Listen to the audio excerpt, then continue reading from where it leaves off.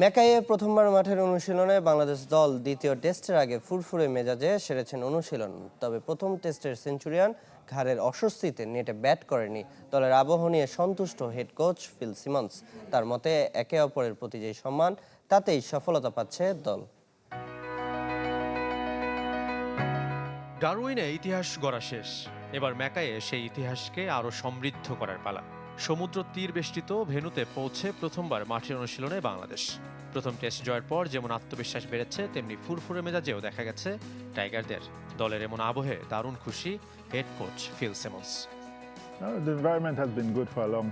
দীর্ঘ সময় ধরে দলের আবহ বেশ ভালো। সবাই সবার মতামতকে সম্মান করে, যা একটা দলের জন্য খুবই গুরুত্বপূর্ণ। এতে আমরা দিন দিন ভালো খেলছি। ওয়ার্ম আপের পর হাসি আড্ডায় ফুটবলে মেতেছিলেন ক্রিকেটাররা। পরে ফিল্ডিংয়ে মনোযোগী হয়েছেন সবাই। ডারউইন টেস্টে এই ডিপার্টমেন্টে কিছুটা ভুগিয়েছে। ম্যাকাইয়ে তার পুনরাবৃত্তি চায় না Tigers. Preparation, we started well. Today was good. Today was about getting back in the right frame of mind. So I think everybody seems to be in that right frame of mind for a second test match.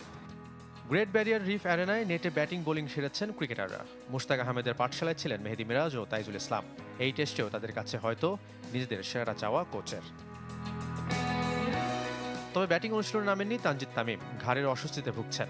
অবশ্য দ্বিতীয় টেস্টের আগে আরও একদিন সময় থাকায় এই বাঁহাতিকে নিয়ে ততটা চিন্তিত নন টিম ম্যানেজমেন্ট। অনুশীলনে মুশফিকুর রহিমের আঙুলের চোট কিছুটা ভয় ধরালেও পরে অবশ্য প্রাথমিক চিকিৎসা শেষে আবারও ব্যাট করেছেন মিস্টার ডিপেন্ডেবল।